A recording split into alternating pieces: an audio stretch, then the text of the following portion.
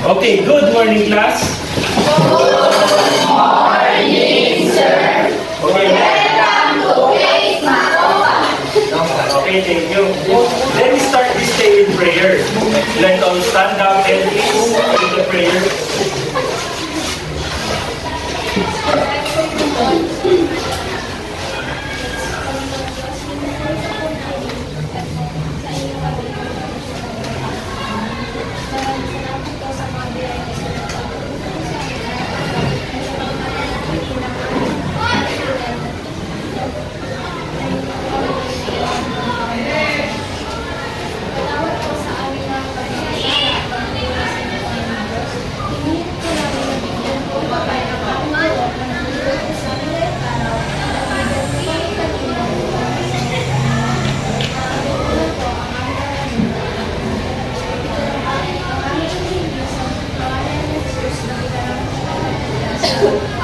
Amen. Okay, thank you. Before you sit down, will you pick some drum in your area and arrange your chair?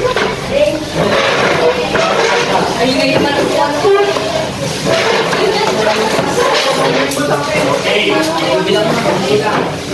How are you today, class? Kamusta kayo? Kamusta kayo? Pagod? Okay. I think we need some... Pagod na pagod to. I think we need some energizer. Yes. Pwede ba tayo tumayo? Yes. You stand up again and create a small space in your area para sa activity natin. Okay? For you to move freely. Okay. When I say jump, you clap. When I say clap, you jump. Okay? When I say left, you jump to right.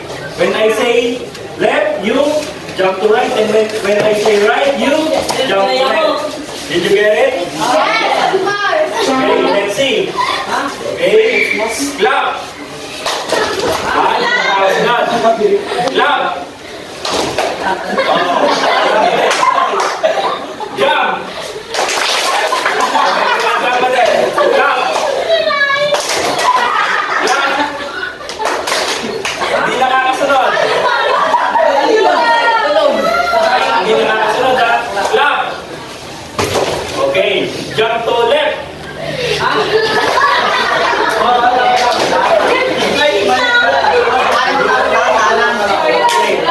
Jump to left. Oh, jump to left again. Jump to right. Clap. Clap. Jump. Jump. Clap.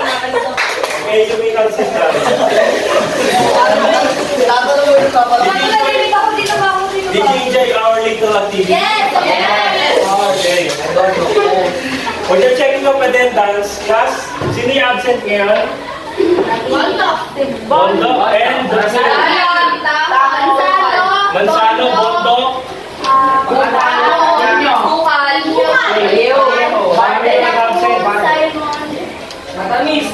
Okay.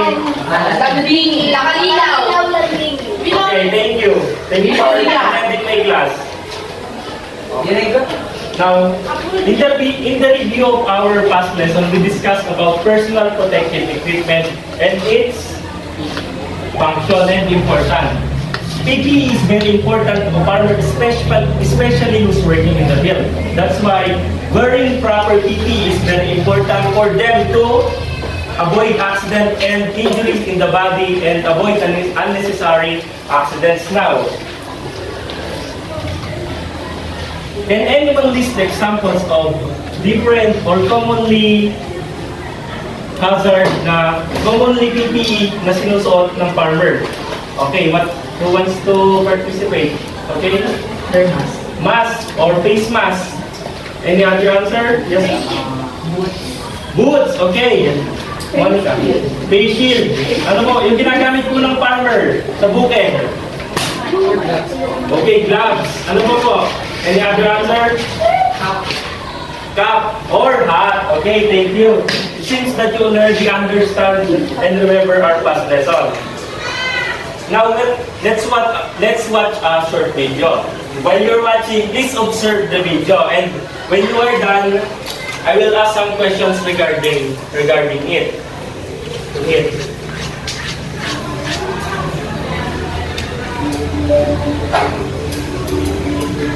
Countless Montanans do the dangerous but essential work of raising animals, growing food, and tending land. But while agriculture work is a mainstay of our state, the dangers are as clear and present as ever.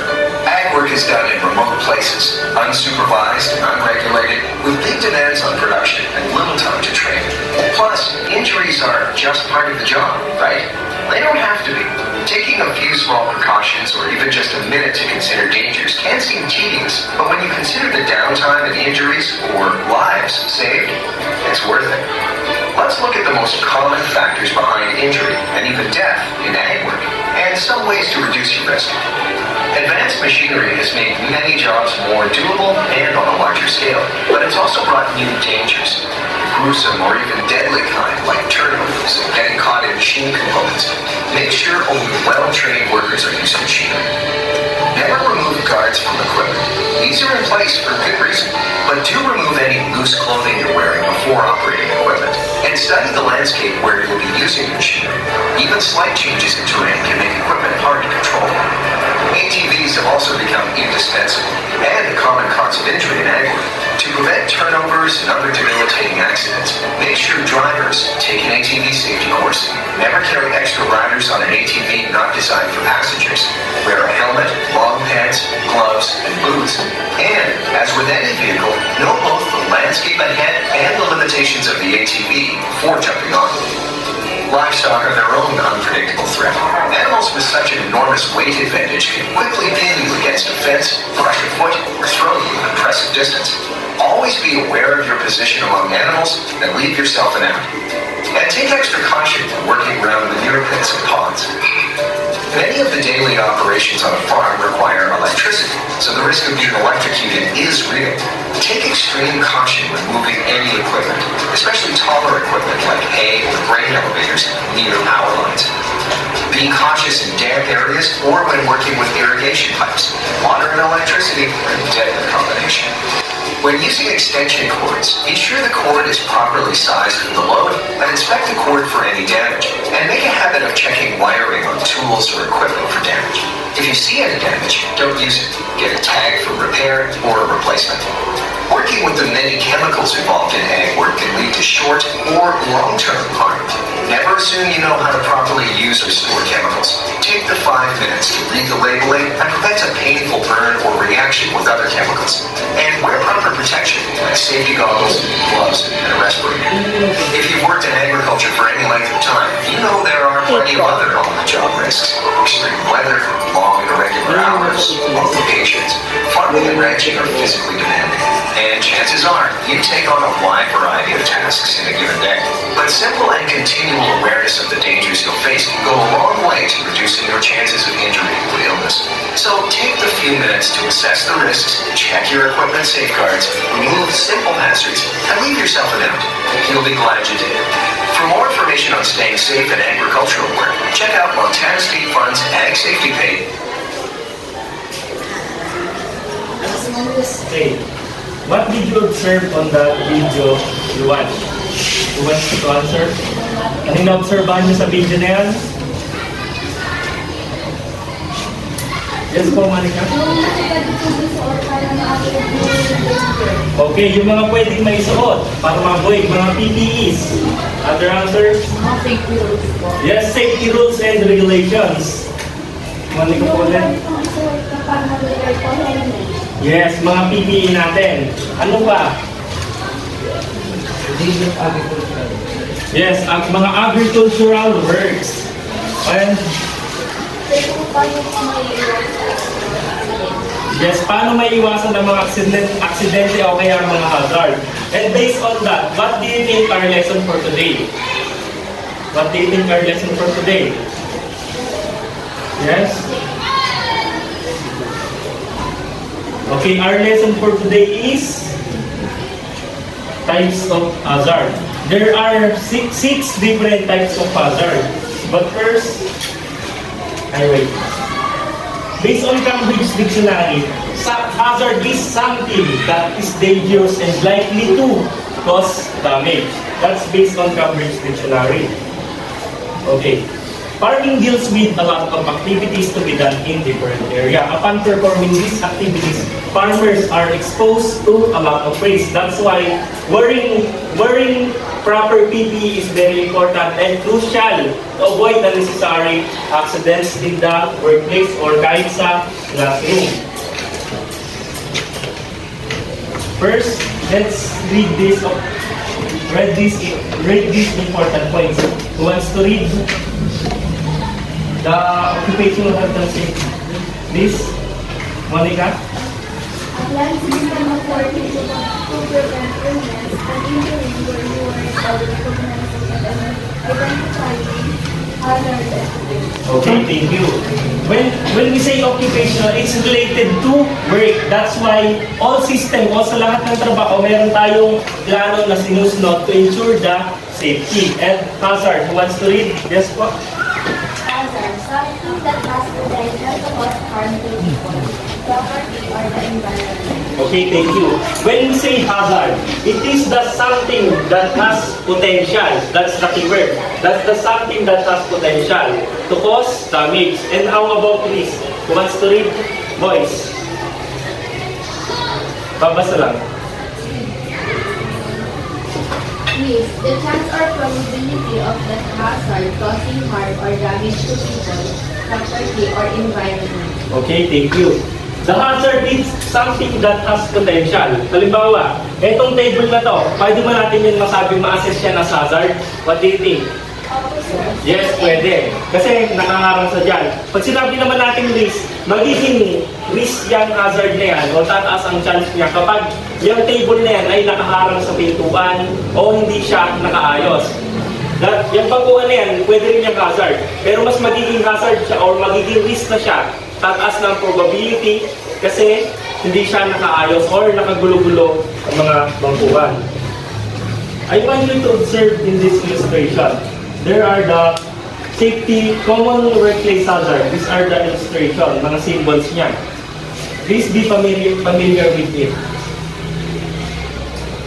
There are uneven or slippery surfaces, working at heights, moving vehicles or machinery, lifting, manual and handling, high pressure and low pressure, electrical installation.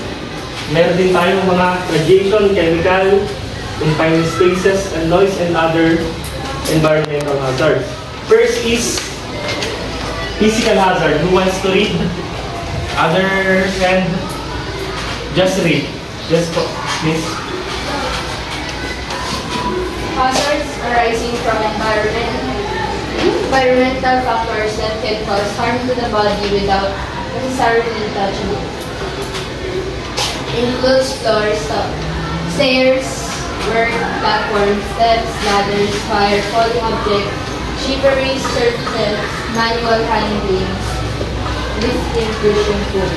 Okay, when we say hazard or physical hazard, what do you think are the examples of it in the workplace or in the classroom? What do you think are the examples of it? Physical hazard. Ano sa tingin nyo? These are the examples. Floor. Ano ba pwede sa floor? Ano ba? Madulas. Ano ibig sabihin nun?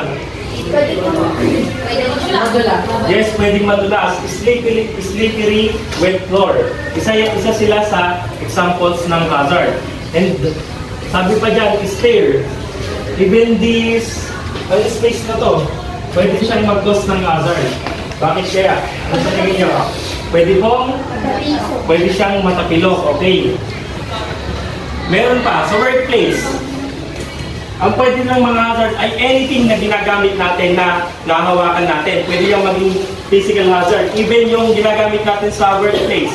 Okay, kapag nasa field ng mga farmer, yung pagpet o yung likaw na ginagamit na, pwede yung maging cause ng physical hazard. Okay, next is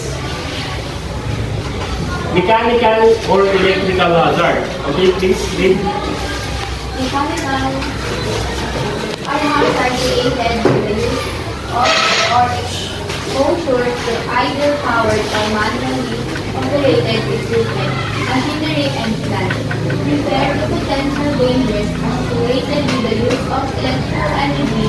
These hazards can result in severe injuries, fatality, or property damage.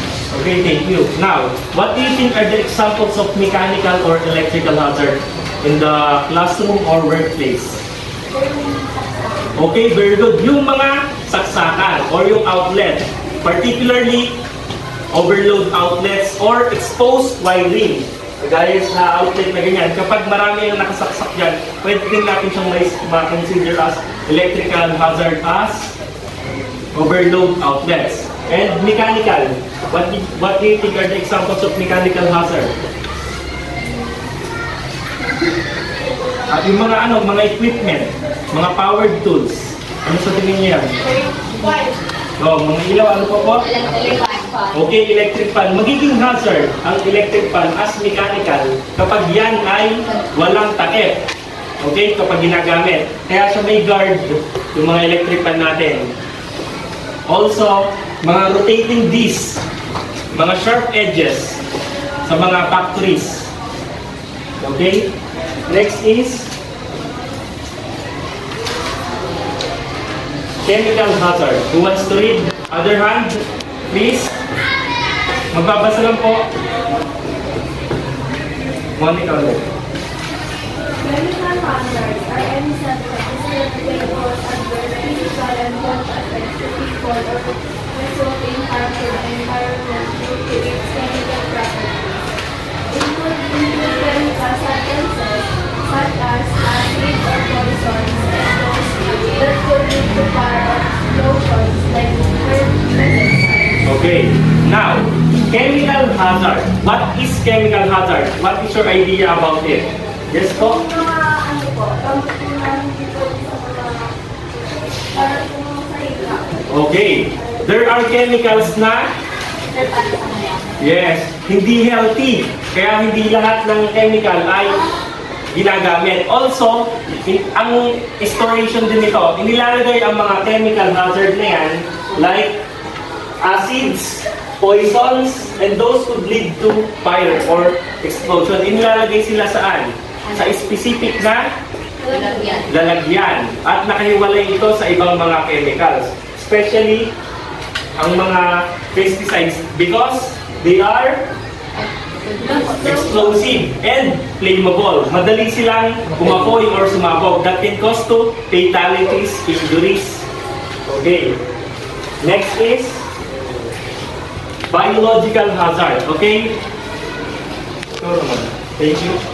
Also known as biohazards, refer to biological substances that threaten the health of living organisms. These substances can come in various forms, potentially harming humans, animals, or the environment. Okay. Biological hazard. What do you think are the examples of it? When we say biological, ito yung mga living things o mga buhay na organism. What do you think are the examples of it? Viruses. Ano pa sa tingin niyo? O germs. Ano pa po? Yes, daga. Ano pa? Ipis. Ano pa po? Other examples? Yes, lamok. Pusa. Lakaw. Those are the biological hazard. Pero pa? Fungi. Fungus. Molds. Mildew. Monkeypox. Yung COVID-19. They are examples of biological hazards. Next is ergonomic hazard. Okay, I think kailangan mo sa voice. Please read. Ergonomic hazard are physically environmental factors that can be hard to musculoskeletal system. They include any factors that require you to perform movement that place an undue amount of strain on your body. Okay, when we say ergonomic hazard, ang keyword natin ay tumutukoy siya sa musculoskeletal system and strain on your body. What do you think are the examples of ergonomic hazard? Parang pag nasobrahan kami sa pagod, Oh yes. Okay. And some of the reasons why nagkakaroon tayo ng ergonomic or ergonomical ay ngawit, improper posture, sa pagbubuhat ng mga mabibigat, improper lifting, mali ang positions ng paa natin and ng katawan natin. Ano pa? Sa pagtulog. Paano ba tayo natutulog? Nakahiga. Pero natulog kayo sa bangkuan habang nagdi-discuss si teacher. Ano sa tingin yung bakit siya magiging ergonomic hazard? Ano yung pwedeng sumakit? Sasakit ang leeg. Ano pa po? Masakit yung balat. Likod, balakang. Other answer? Balikat. Okay. Those are the examples. Kagaya ng sa pagtayo dito. Ano sa tingin pwedeng sumakit? Makita, paa, lower body natin. Sa palaging nakaupo, ano yung sasakit? Balakang, puwet. Okay. Those are the examples of ergonomical hazard. The last is psychological hazard. Okay, who wants to read? Please read.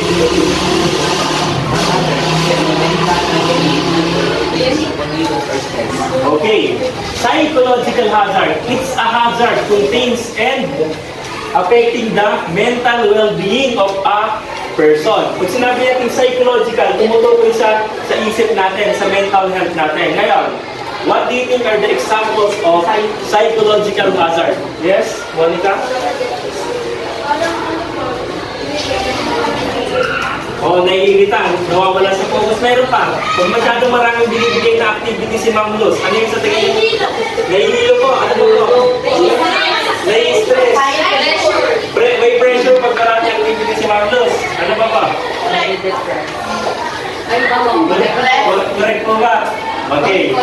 Pag sinabi natin psychological hazard, yun ang mga examples ngayon. Ano sa tingin nyo ang nagiging epekto nito sa mga tao? Stress. Kasi maraming ginagawa, maraming activity, ano pa po? Maraming iniisip ngayon. Sa tingin nyo, para maiwasan ng psychological hazard, ano yung sa tingin nyo paraan? Para makaiwas. Kasi kasama sa hazard ang focus. Ano po?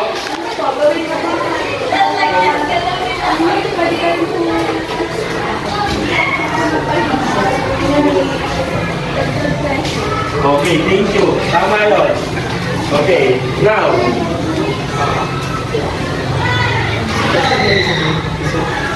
Now, do you have any questions regarding our topic? None? Okay. In generalizations, di ba meron tayong 10 commandments sa Bible? Ngayon, we have 10 commandments of safety. First is, everyone is responsible for their own safety and safety of others. Second is, all accident is preventable. Bakit kaya? Because of PPE or personal protective equipment. Number 3, follow rules, regulations, and procedure. Number 4, assess the risk. Assess the risk, workplace, stop, and think. Number 5, be proactive about safety. Number 6, if you are not trained, don't do it. Example, kapag nasa shop kayo, o kaya nasa workshop, kailangan nyo gamitin yung grinder. Kapag hindi natin yun alam gamitin, huwag natin susubukan kasi pwede yung mag-cause ng hazard or accident sa atin. Number 7, manual handling. Kapag nagbubuhat tayo ng gamit ng mga kamay natin, manage daw natin ang pag-lift. Ibig sabihin, buhatin lang natin kung ano yung kaya natin. Okay. Number 8, don't take shortcuts. It's the rule talaga. Bawal tayo mag-take ng shortcut. 9, practice good housekeeping. What do you think are the examples of good housekeeping? Yes, paglilinis, dirt. May tinatawag tayo na 5S or say, say, ton, say, so, shiketsu, and shitsuke. Kapag na-perform natin ang 5S na yun, may malilimitahan natin ang hazard sa workplace kasi magiging malinis at maayos ang pagdadalaw natin. Last is be prepared. Sa lahat ng pagkakataon, be prepared tayo. Okay? Now, we will be having activity entitled Picture Puzzle. What you're going to do is, you are grouped into three, and you are going to arrange the picture puzzle. These are the examples of the gagawin nyo. Okay, stand up and pumunta na kayo sa mga grupo nyo.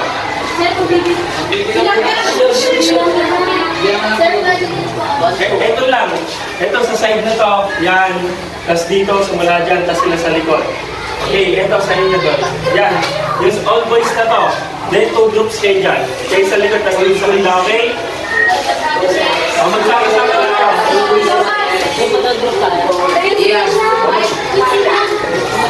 Magsama-sama lang kayo. Magsama-sama lang kayo. Magbuka ng circle.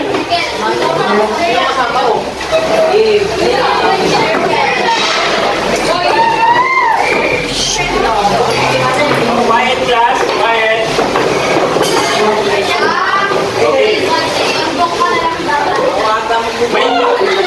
Okay. When you are done, pag ilalagay nyo sa may blackboard yung, i-digit nyo sa blackboard yung, nagawa nyo yung output and name what hazard it is. Okay? You are given 5 to 7 minutes to finish this activity. Yes.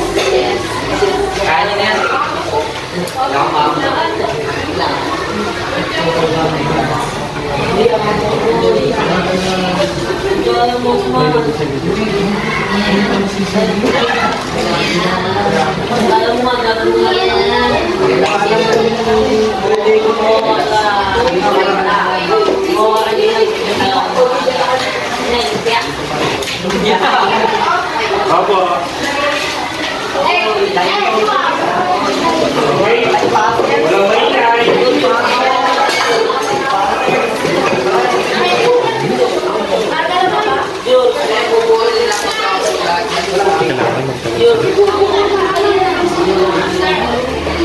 Yes po. Dito. Yan yung sumusunod. Tapos pag tapos ka kayo,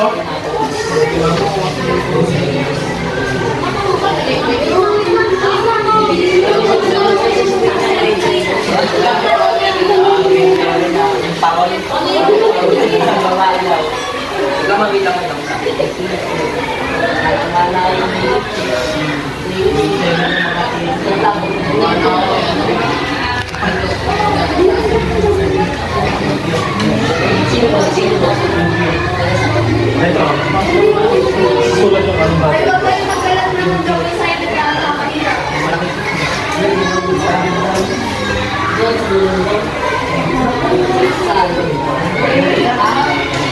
Ito yung message niya, nagduro din sa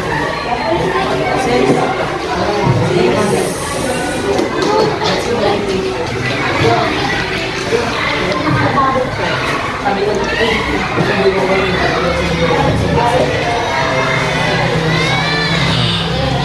Kumuha naman daw mo sa dito kasi lang sa gitna. Kaya nga eh. Kaliliit pa lang yan.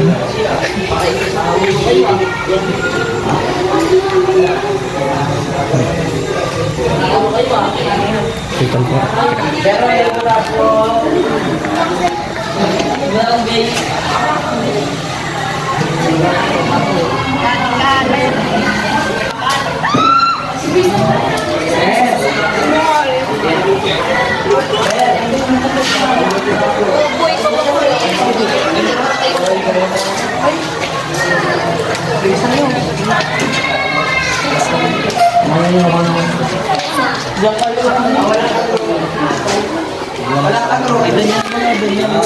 Hoy, Timik. stress yan, stress.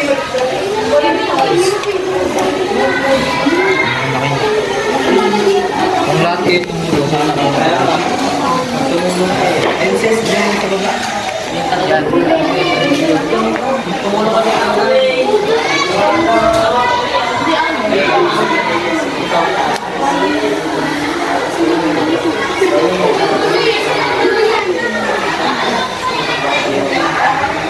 Sabi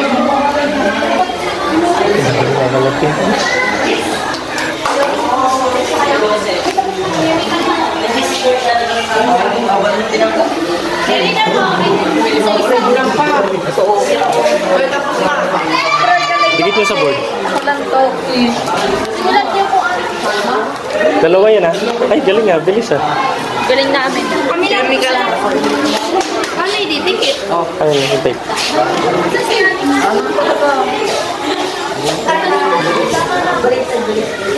Legal ng no pollution. Sir, no smoking yan.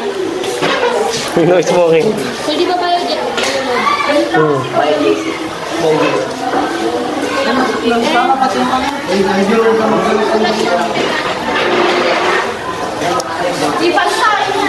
Ipaghiwalay nyo.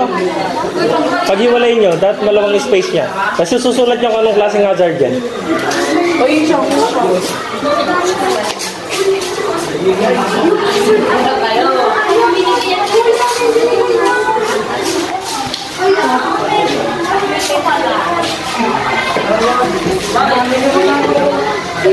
Hindi yung tape po sa kanila. Waiting.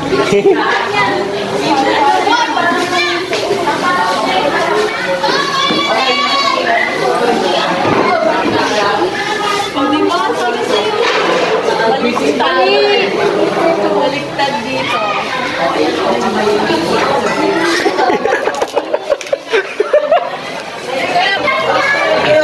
Hindi na siguro to.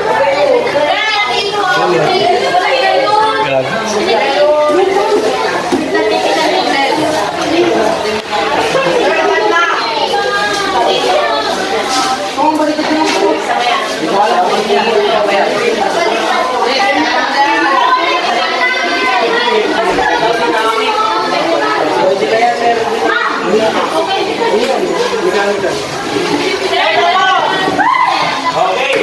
Nagtapos na tayo. Pagod yun ah.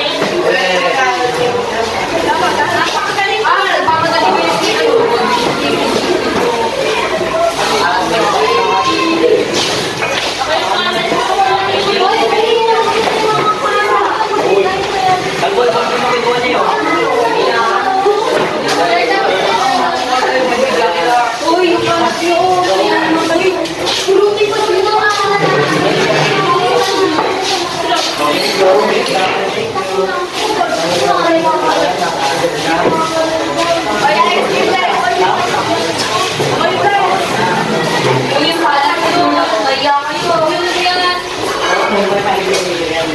Okay, last but not the least.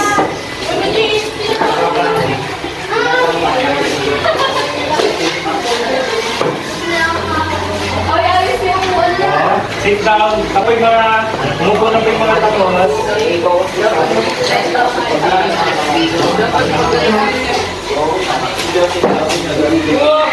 Last 2 minutes.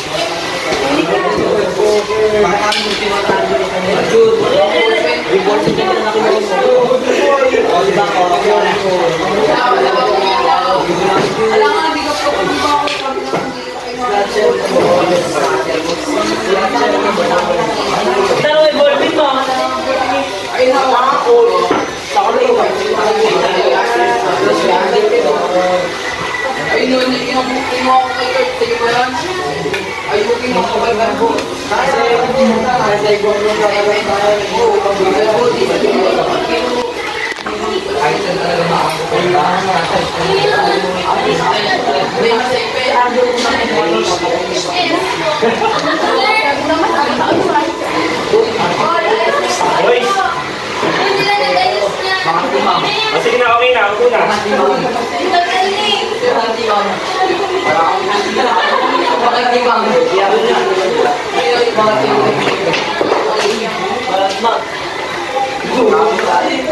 Okay. Okay na, okay. Ay sa baguhan.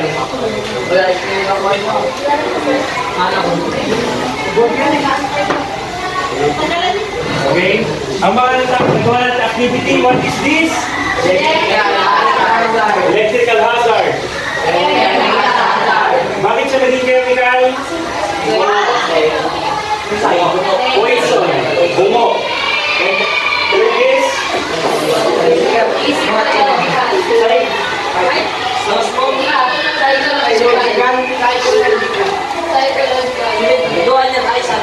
Psychological hazard. Kasi stress-free zone. Fourth is? Ano yan? Mechanical hazard. And how about this? Ano ang sinasabi ng ano to? Ng nadulas or slippery? Wet floor. Last is biological hazard. Now, bring 1/2 sheet of paper.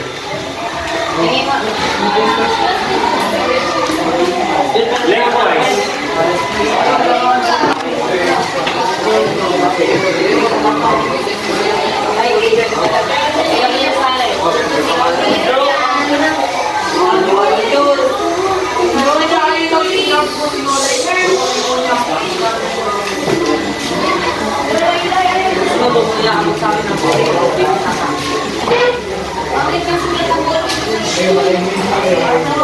Okay, answer this question. We have 10 questions and 1 bonus. Okay? Choose the best answer for each question. Each question worth is 1 point. Okay, you may now start. 10. That's isang bonus.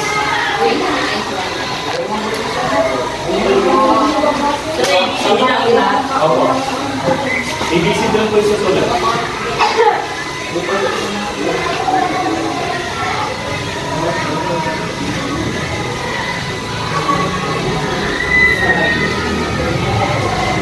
Next.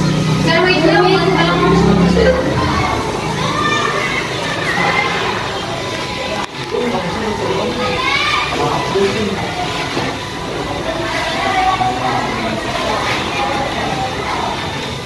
Bomba.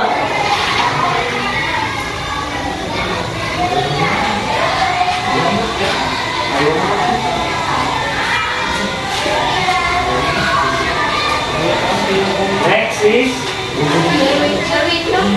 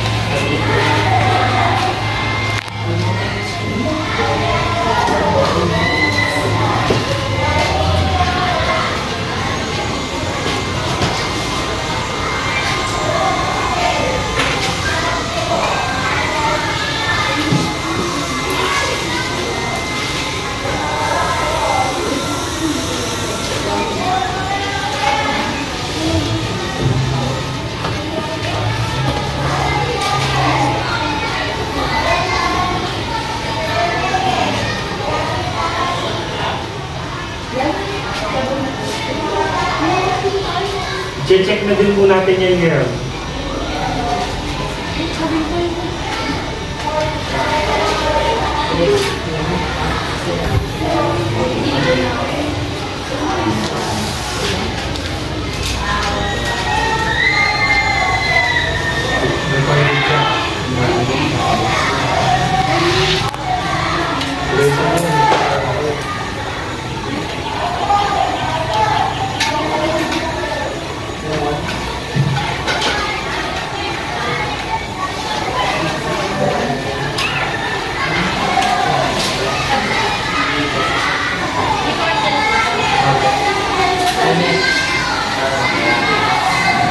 Tapos na po lahat?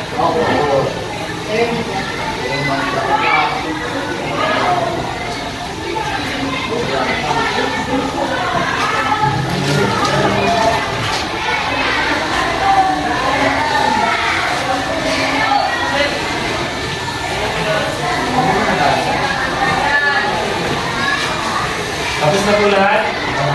Bonus question.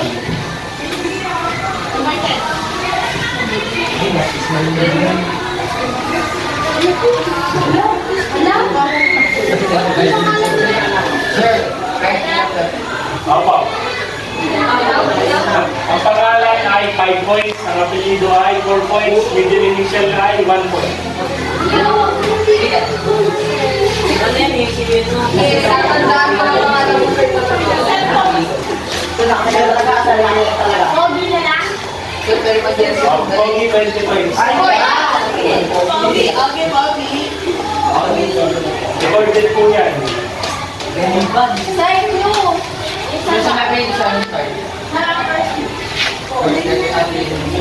Middle lane na lang. Sir,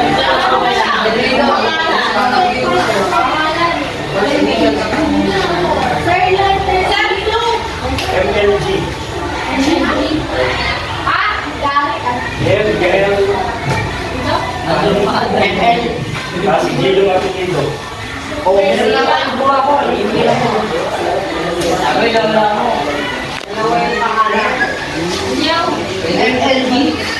ML, pangalan, tapos Gilo apelyido. Middle initial ay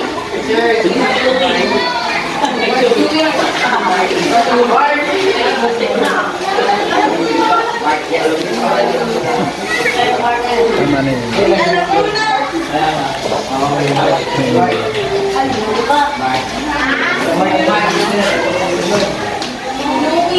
Hindi pa.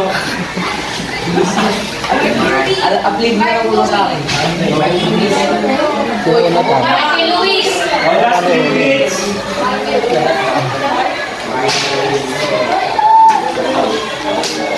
Hindi na pakita, pag-jersey ko lang. Naka-record kayo. Lalabas siya sa CLS.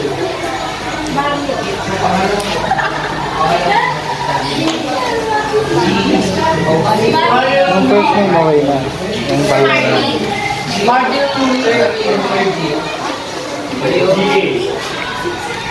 GBRN.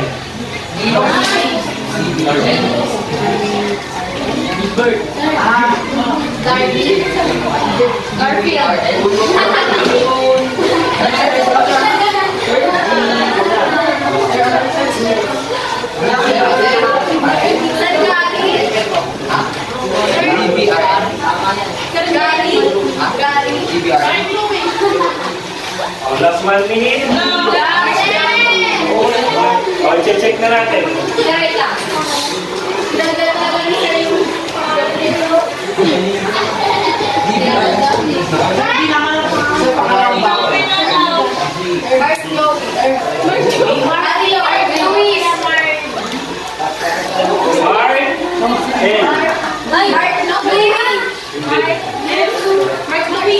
O, may nakakalam pala. O, next na.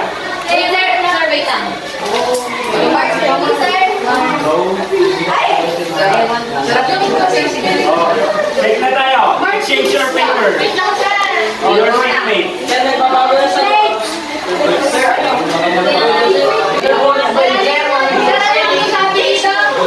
GBR. O, next na. Checking lang po tayo. exchange your paper to your seatmate.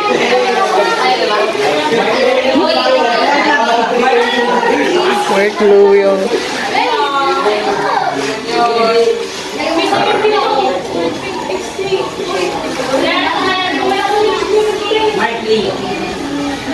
Ayun!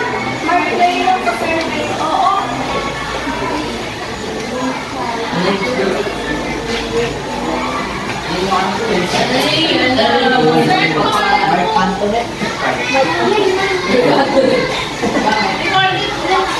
Opo, recorded po yan.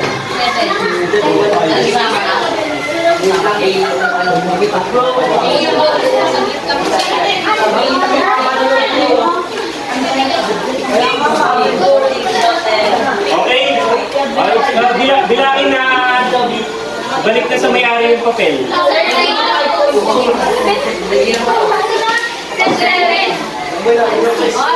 When you check it, my name is Mark Leo M. Gavilan.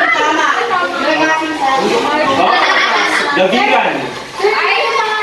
Yes po, Mark Leo M. Gavilan.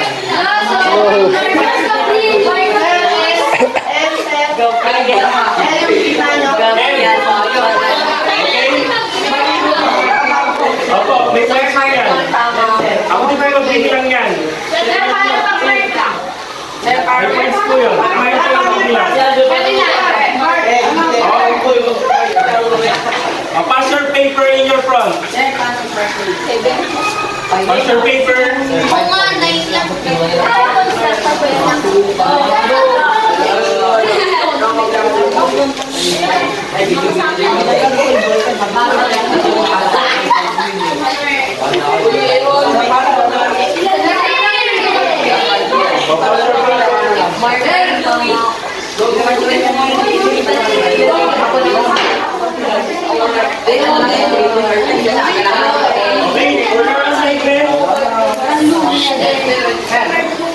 For your assignment, search in the internet the meaning of OHS or OSHA safety sites and list the examples of it.